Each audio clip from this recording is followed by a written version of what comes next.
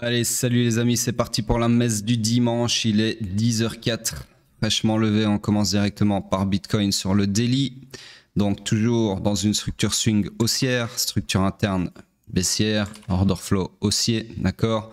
Donc ça nous met dans le high pullback du swing pullback. On cherche des longs, mais malheureusement, comme je l'ai dit depuis déjà 2 jours, il n'y a pas de POI à long à proximité du price action, ne nécessitant pas un retournement de l'order flow. Donc toujours dans une structure morte sur le daily, on sait juste que ça monte, d'accord, enfin en tout cas que l'order flow est haussier, mais on ne peut pas l'exploiter. Alors on part sur le H4. Sur le H4, c'est toujours mon scénario qui est en train de se dérouler, sans mitigation malheureusement sur le POI ici présent. Donc toujours dans une structure swing haussière, structure interne toujours haussière, l'order flow baissier, donc nous sommes dans le high pullback du swing run final, d'accord. Et donc on cherche des shorts. Malheureusement, comme je l'ai dit, il n'y a pas eu de repli, pas de mitigation dans ce supply. Par contre, ici, on vient de laisser il y a quelques heures un nouveau POI. Donc ça nous laisse la porte ouverte pour un scénario intermédiaire qui serait du coup quelque chose comme ceci. Hop, avec bien évidemment la même target comme ceci. Ok, voilà.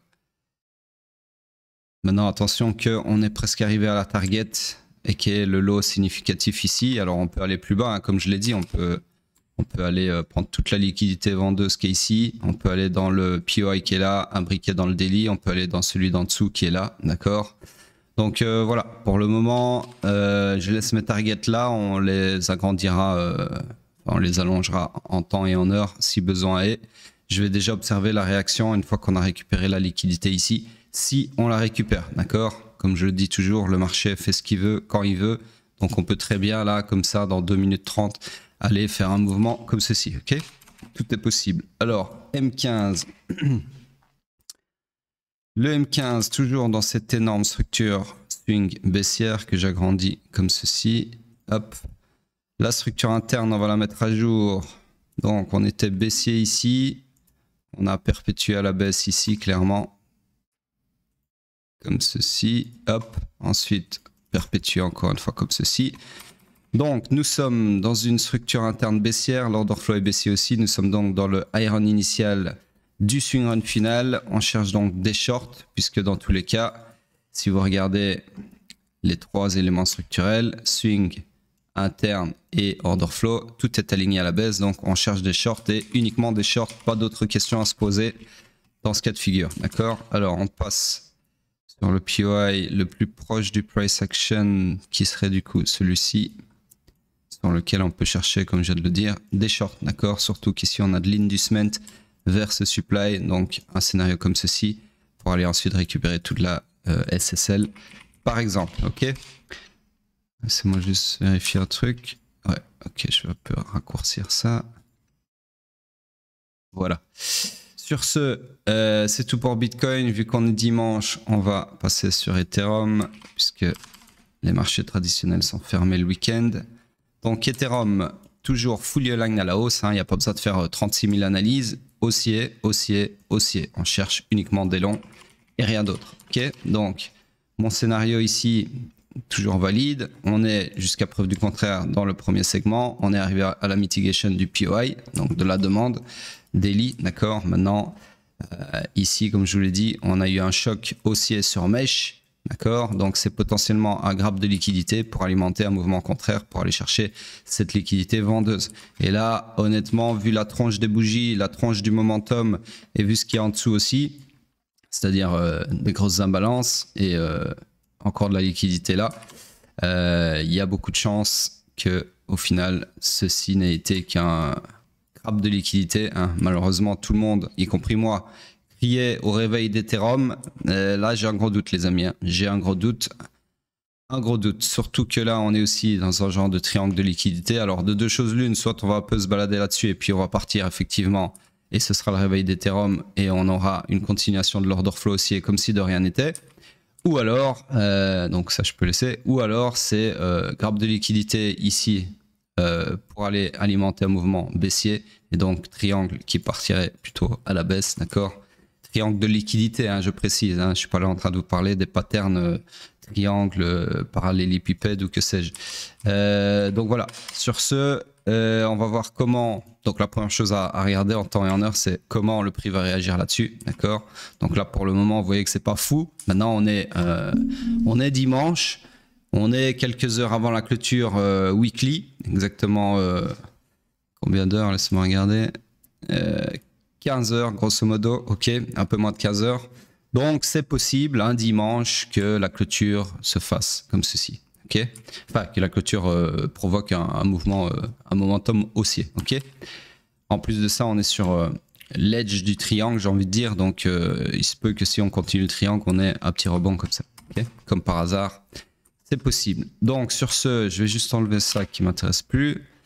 Voir si j'ai rien oublié sur le daily, non. Donc pour le moment, en gros, je récapitule, on est toujours dans ce scénario bleu, mais il va falloir voir si le POI ici tient, ok. Donc la validation du scénario bleu, en gros, elle est à la cassure de cette bougie, puisque ici, je vais vous mettre un trait pour être précis, voilà, exactement ici. Si on perd les 3052,88 sur Binance, eh bien c'est order flow baissier, donc ceci aura bel et bien été un graphe de liquidité et non un choc. Enfin, en tout cas, ça aura été un choc qui aura été là uniquement pour récupérer la liquidité au-dessus de ce high, d'accord, pour alimenter un mouvement baissier, d'accord. Donc voilà, à voir. D'ailleurs, je vais mettre une petite alarme à ce niveau précis. Combien j'ai dit? Petite seconde, je vais remettre ça. 3052. Je vais mettre 51 et des brouettes comme ça. Alerter si on a choqué à la baisse. Voilà donc pour Ethereum. On passe sur le H4. Donc c'était pour le daily. On passe sur le H4. Donc le H4 lui est également baissier. Structure interne toujours la même, hein, haussière, d'accord, puisque comme je l'ai dit hier, tout ceci c'est du complexe pullback compris entre le bas et le haut de cette jambe de hausse, d'accord. Donc il n'y a absolument rien à mettre en termes de structure interne dans ce price action, hormis celle-ci, d'accord. Donc order flow baissier, nous sommes donc dans le high pullback du swing pullback, on cherche donc des shorts. Et le POI le plus proche du price action pour chercher des shorts, c'est celui-ci. Comme ceci. Hop, voilà. Donc là, tout de suite, maintenant, scénario sur Ethereum, ça serait un truc comme ça. La liquidité maximale ici, par exemple, d'accord.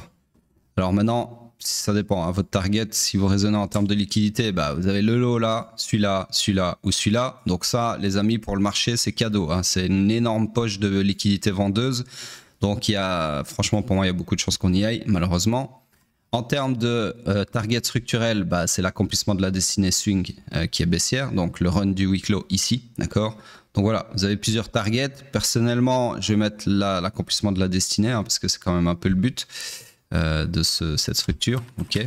En gros, vous devez comprendre que cette structure swing baissière, son but dans la vie, c'est de clôturer un corps de bougie en dessous de ce lot-là, d'accord, ce week low. Donc voilà, c'est la base de l'aspect structurel. Donc sur ce, enfin la narration structurelle, pardon. Laissez-moi juste agrandir ça pour que ça couvre mon scénario. Hop, mettre ça correctement. Voilà. Voilà donc le scénario H4 pour Ethereum. Vous voyez que c'est beaucoup moins bullish que ce que j'annonçais sur Twitter. Mais voilà, on va quand même nuancer en regardant, laissez-moi regarder, Ethereum contre Bitcoin, qui lui en fait était bullish. Maintenant on va voir ce qu'il nous a fait. Ouais, malheureusement, bon, ici la seule bonne nouvelle comparée à la paire Ethereum en elle-même, c'est que le choc s'est bien fait sur un corps de bougie. Donc là, on n'a pas de faux choc. En tout cas, on n'a pas de suspicion de faux choc, suspicion de grappe de liquidité, puisque c'est un vrai choc, puisque, comme je viens de le dire, on a clôturé, enfin, on a marqué ce choc avec un corps et non une mèche, d'accord? Donc, le point négatif sur cette paire, c'est que la bougie donc, qui a provoqué le choc, celle-ci, a été quasi entièrement ravalée, d'accord, par la bougie d'après. Donc en gros, on a reperdu tout ce qu'on avait gagné, ce qui est logique quand on regarde le potentiel grappe de liquidité qu'on a sur le daily, sur la paire contre le dollar, Ethereum dollar, d'accord, donc celle qu'on a fait juste avant. Mais il y a encore possibilité que cette bougie-là, d'aujourd'hui, comme par hasard, elles repartent comme ça. Ok. Et dans ce cas-là, bah, il y a beaucoup de chances que on ait une continuation de l'order flow sur la paire contre le dollar. Donc voilà, pour le moment, cette paire-là, pour moi, c'est toujours bullish. Ok. Malgré la bougie qui a bien dégueulé celle d'hier. Et ici, on a un POI qui doit tenir, bien évidemment, daily. D'accord. Donc en gros, moi, sur cette paire-là, ce que je vois, c'est potentiellement un truc comme ça, minimum. D'accord. Donc tout va dépendre de, à mon avis, les prochaines 48 heures, on va être assez vite fixé. Sauf si, comme je l'ai dit sur l'autre paire, on a le triangle qui continue et on n'a pas de volatilité tout simplement. D'accord. Voilà. Donc pour Ethereum, j'ai tout fait. Maintenant, on repart sur Bitcoin pour la clôture weekly. Donc la clôture weekly, bah, malheureusement, vu la tronche de Bitcoin sur l'intraday, eh bien nous sommes en train de partir sur une bougie bearish pour le weekly aussi. Donc là les amis, mes craintes de bull run qui top, donc top de bull run ici, sont en train de ressurgir, même si l'order flow est toujours haussier, parce que là en termes de price action, on a quand même eu un grab de liquidité de l'ancien all time high, suivi d'une bougie méga bearish clôturée et une qui est en train de clôturer dans la même ligne, d'accord, c'est-à-dire tout sauf bullish. Donc ça pue le top, je le dis, hein, c'est pas que je change d'avis comme de chemise, hein, parce que ça c'est les noobs qui pensent ça, hein. Les noobs ils vont dire mais attends, il y a quelques heures, hier ou avant-hier, je sais plus, t'étais bullish, tu disais qu'on partait vers un nouvel all-time high, blablabla, et maintenant t'es re-bearish, on sait plus sur quel pied danser. Bah ouais, bienvenue dans le vrai monde, hein, pas le monde des influenceurs où on vous dit ouais ça va monter, t'inquiète, ça va monter. Non, c'est pas comme ça, ok. L'analyse technique c'est comme la météo, ça change tout le temps, ok. Donc on peut vous dire qu'il fera soleil et puis soudainement les météorologistes ils voient qu'il y a un genre de, je sais plus comment on appelle ça, bref, un amoncellement de nuages qui arrive au loin, bah ils vont vous dire écoutez le soleil en fait non, c'est plutôt de la pluie qu'on va avoir sur la gueule et c'est comme ça. C'est pas que c'est des mythomanes, c'est que c'est le temps, il change en temps et en heure, c'est comme ça, d'accord. Et ben l'analyse technique c'est pareil, c'est comme la météo, ok. C'est le marché, il change tout le temps, il est en constante évolution. Donc les mecs qui vous disent t'inquiète ça va monter, voilà, ils sont simplement dans le déni, c'est des mythomanes et ils ont zéro aptitude à analyser un marché, d'accord. Donc il se trouve que moi j'ai des aptitudes et je vous dis là maintenant tout de suite ça pue du cul, ok. Voilà, sur ce c'est tout pour le weekly. On passe sur ce que je vais faire, la dominance. Voilà, bon la dominance forcément elle nous casse encore les couilles. Dans le sens où on avait un beau début de marteau inversé ici, et là on est en train de revoir une bougie bien bullish, d'accord. Donc je pense que pour le moment la dominance faut pas trop compter dessus. De toute façon tout concorde avec ce qu'on a vu sur Ethereum, hein, bien évidemment, c'est normal, toutes ces paires sont décorrélées. Sur ce, il y avait encore un truc que je voulais voir, ouais, c'est ça que j'ai oublié il y a 2 jours, enfin hier en fait. Hier, j'ai oublié de vous faire, parce qu'hier on a eu la clôture mensuelle, j'ai oublié de vous faire le monthly sur Bitcoin. Donc j'ai un chart monthly ici présent qu'on va faire maintenant, du coup un jour en retard. Donc en gros, qu'est-ce qu'on a eu comme clôture? Bah on a eu une clôture, je découvre en même temps que vous là, j'ai même pas été encore dessus, j'y ai pensé hier et j'ai pas été voir. Donc là je découvre en même temps que vous, du coup belle bougie, hein, bougie on va dire relativement bullish, hein, il y a quand même une sale revente après avoir fait un nouvel all-time high, mais bon ça rejoint ce qu'on a dit sur le weekly. Donc en gros ici on voit bien le graphe de liquidité qu'on a identifié déjà sur le weekly. Donc ça c'est pas terrible, mais bon on a aussi supé le bas ici de la bougie précédente. Donc en gros le bas et le haut, donc le bas puis le haut de la bougie du mois précédent ont tous les deux été sweepés. Donc là en termes de liquidité on n'a pas vraiment d'avantage statistique puisque il n'y a plus de liquidité ni en haut ni en bas, d'accord. Donc du coup la bougie en cours elle vient de commencer, elle clôture dans 26 jours, donc c'est pas non plus quelque chose sur lequel on peut se reposer. Le seul truc sur lequel on peut se reposer c'est encore une fois la structure, et la structure elle nous dit quoi? Elle nous dit on est toujours haussier. Et l'order flow nous dit qu'on est toujours haussier aussi. Donc comme sur le weekly, les voyants sont toujours fully aligned à la hausse. Et j'aime autant de vous dire que attendre un point de choc baissier, comme je vous ai enseigné dans la vidéo sur comment anticiper les tops de bull run, mais sur le monthly, pardon, ça ne fonctionne pas, d'accord? Parce que pour la simple et bonne raison que le point de choc futur mensuel, il serait, c'est pas regarder, ouais, il serait ici. Bah, en gros, je l'ai mis sur la même couleur, donc forcément vous allez rien voir, mais je vais vous le faire en mode barbare. Le point de choc futur, il est ici, d'accord? Donc ça veut dire que tant qu'on casse pas donc les 50 000 en gros, le mensuel est toujours haussier en termes d'order flow, ok?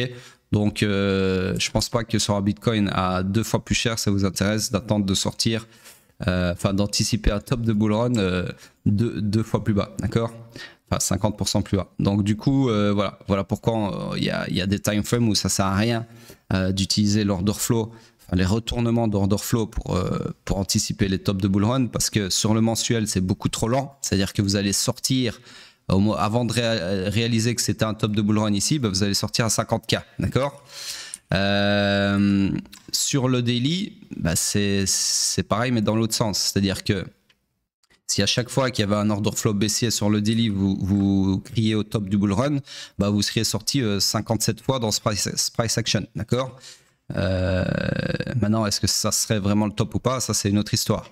Donc, c'est pour ça qu'on utilise le weekly par rapport à la vidéo que je vous avais faite, parce que sur le weekly, c'est la meilleure time frame pour anticiper un top de bull run. D'accord? Et ceux qui ne comprennent pas de quoi je parle, qui viennent de nous rejoindre, honte à eux, eh bien, allez voir la vidéo sur la chaîne YouTube qui s'intitule Comment anticiper le top de bull run, un truc du genre. Je ne sais plus trop ce que j'ai mis. Et vous serez éclairé. Sur ce, c'est tout pour ce dimanche. Et je vous dis à plus tard.